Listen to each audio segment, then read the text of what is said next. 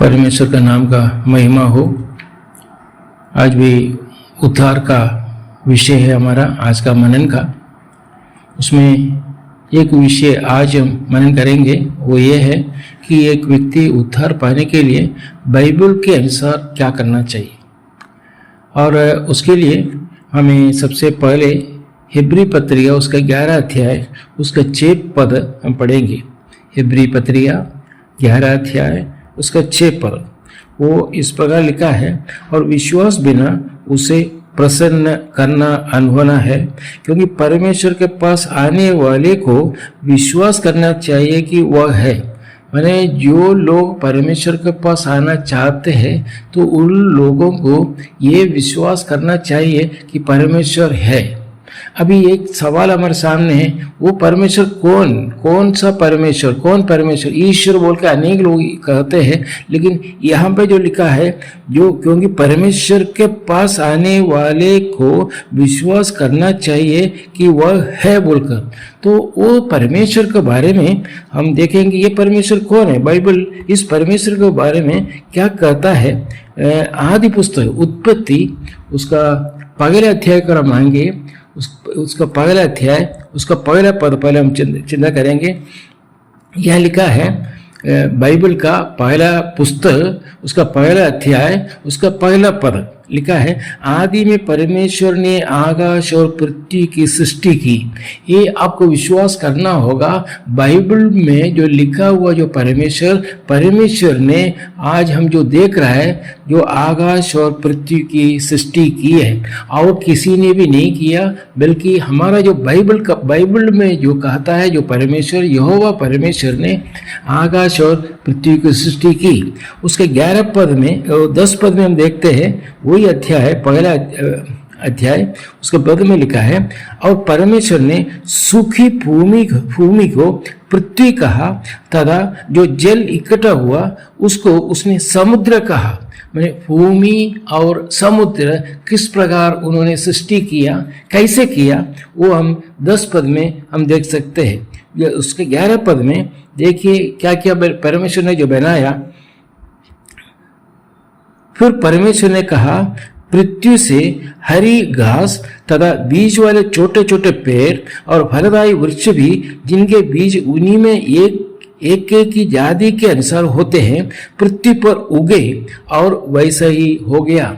उसका 12 पद में, तो पृथ्वी से हरी घास और छोटे छोटे पेड़ जिनमें अपनी अपनी जाति के अनुसार बीज होता है, और फलदायी वृक्ष जिनके बीज एक की जाति के अनुसार उन्हीं में होते हैं उगे, और परमेश्वर ने देखा कि ये अच्छा है। उसका 20 पद की ओर आते, हर विषय परमेश्वर ने सृष्टि किया है। सृष्टि का विवरण हम इस बाइबल में पहला पुस्तक में पहले अध्याय में हम देख सकते हैं। और जीव जंतु सब कैसे बनाया, किसने बनाया? फिर परमेश्वर ने कहा, जल जीवित प्राणियों से बहुत ही भर जाए, और पक्षी पृथ्वी के ऊपर आकाश के अंदर में उड़े। तो ये जीव जल और जानवर और ये प्राणियां, ये सब जो है परमेश्वर ने बनाया। और ये हिब्री पत्री 11 अध्याय में हमने जो पढ़ा था 6 पद में कि परमेश्वर है बोलकर हमें विश्वास करना है। तो वो परमेश्वर कौन सा परमेश्वर, कौन परमेश्वर? ये बाइबल में पहला पुस्तक पहला अध्याय पहला पद से लेकर उस अध्याय में जो परमेश्वर ने जो सारे वस्तु को सृष्टि किया, उस परमेश्वर है बोलकर हमें विश्वास करना होगा। अन्य कोई देवी देवता है बोलकर विश्वास करने से कभी भी एक व्यक्ति को उद्धार नहीं मिलेगा। और पूरा अध्याय हमें पढ़ना चाहिए। आखिर में हम 25 की ओर हम आते हैं। 25 पद है, लिखा है, सो परमेश्वर ने पृथ्वी के जाति जाति के वन पशुओं को, और जाति जाति के घरेलू पशुओं को, और जाति जाति के भूमि पर सब रेंगने वाले जंतुओं को बनाया, और परमेश्वर ने देखा कि अच्छा है। और एक पद और पढ़कर मैं आगे की ओर जाऊंगा। 27 पद, तब परमेश्वर ने मनुष्य को अपने स्वरूप के अनुसार उत्पन्न किया। आज जो मनुष्य को किसने उत्पन्न किया, किसने रचा, किसने सृष्टि किया, किसने निर्माण किया? वो परमेश्वर। उस परमेश्वर है बोलकर एक व्यक्ति को विश्वास करना होगा उद्धार के लिए।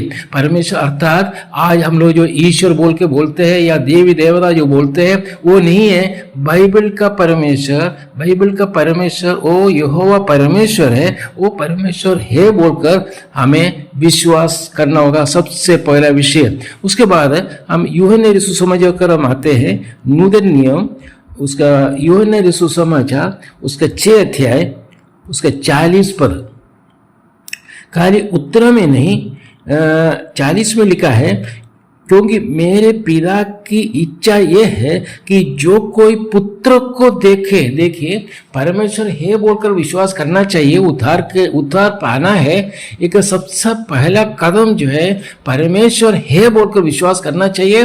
वो परमेश्वर बाइबल में जो बताया गया परमेश्वर और अर्थात और स्पष्ट रूप में कहें अब्राहम, इसहाक और याकूब का परमेश्वर, जिसने सब कुछ जो रजा सब मनुष्यों को भी सृष्टि किया हुआ, निर्माण किया हुआ परमेश्वर, उस परमेश्वर को हमें विश्वास करना चाहिए। उतना नहीं, और यूहन्ना सुसमाचार 6 अध्याय उसका 40 पद में लिखा है, क्योंकि मेरे पिता की इच्छा, जो परमेश्वर का इच्छा क्या था कि जो कोई पुत्र को देखे, अर्थात प्रभु यीशु मसीह, परमेश्वर का एकलौता पुत्र प्रभु यीशु मसीह को देखना है और उसको स्वीकार करना है। ये बहुत आवश्यक है।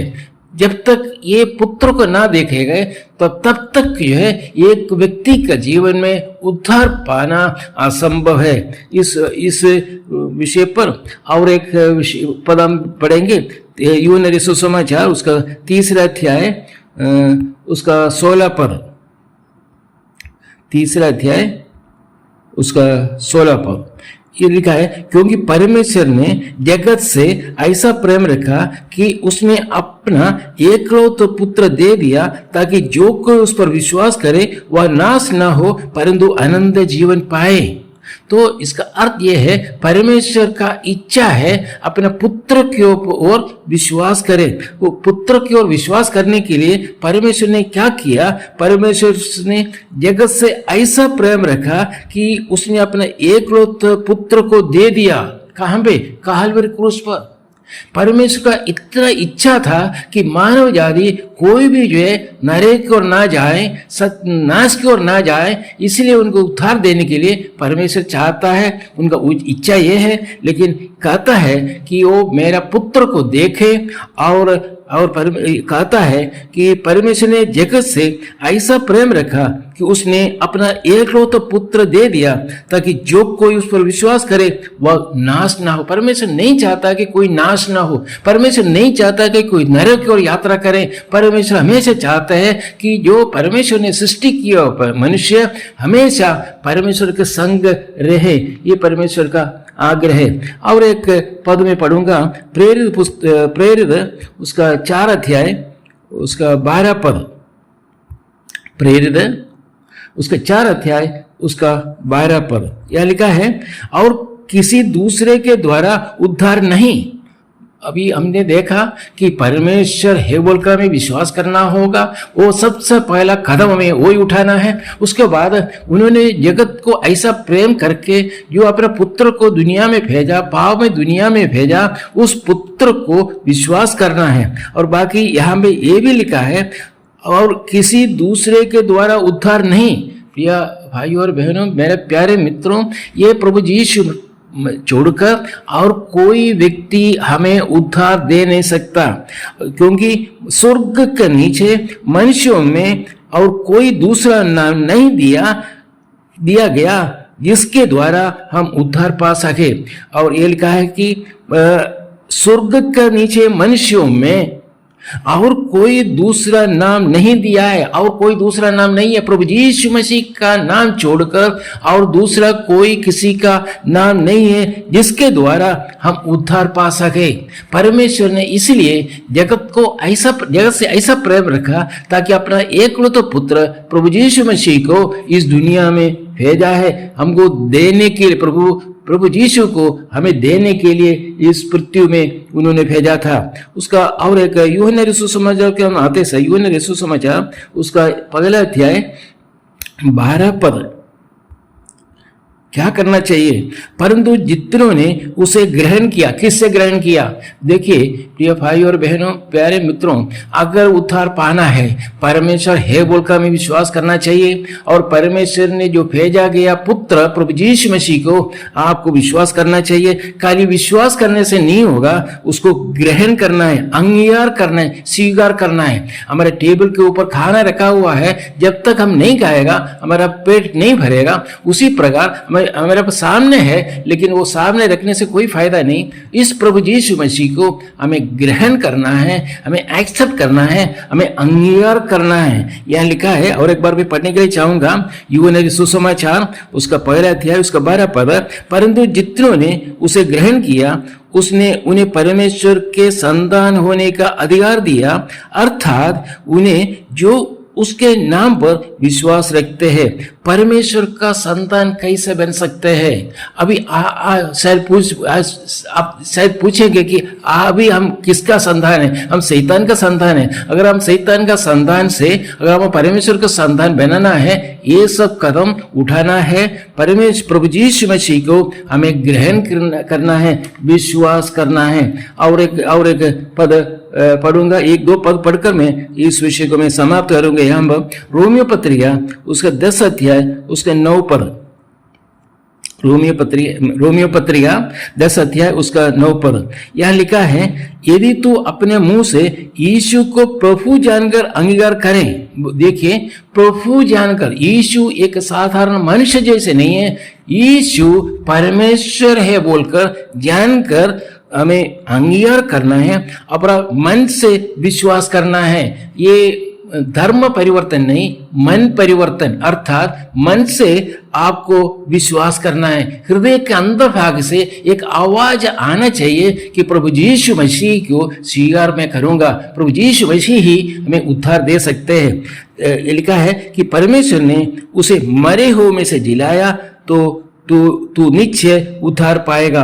परमेश्वर ने अपना एकलौता पुत्र प्रभु यीशु मसीह को इस दुनिया में भेजा और कालवरी क्रूस पर भेजा गया और अपने पापों का दंड लेकर हमें उद्धार दिया। इसलिए इस विषय हमें स्वीकार करना चाहिए, अंगीकार करना चाहिए। और 10 पद में लिखा है कि क्योंकि धार्मिकता के लिए मन से विश्वास किया जाता है और उद्धार के लिए मुंह से अंगीकार किया जाता है। अपना मुंह खोलकर बताना चाहिए कि हिम्मत के साथ, धैर्य के साथ, बिना डरे हुए हमें लोगों के सामने ये बताना चाहिए कि प्रभु यीशु मसीह को मैं विश्वास किया है, प्रभु यीशु मसीह को मैंने ग्रहण किया है, प्रभु यीशु मसीह ही परमेश्वर का पुत्र, परमेश्वर वही प्रभु यीशु मसीह ही मुझे उद्धार दे सकते हैं। ये मन के अंदर एक मन परिवर्तन हो, धर्म परिवर्तन नहीं। मैं दोबारा बोलना चाहूंगा, ये धर्म परिवर्तन नहीं है, ये मन परिवर्तन। यहाँ पे लिखा है मन परिवर्तन हो।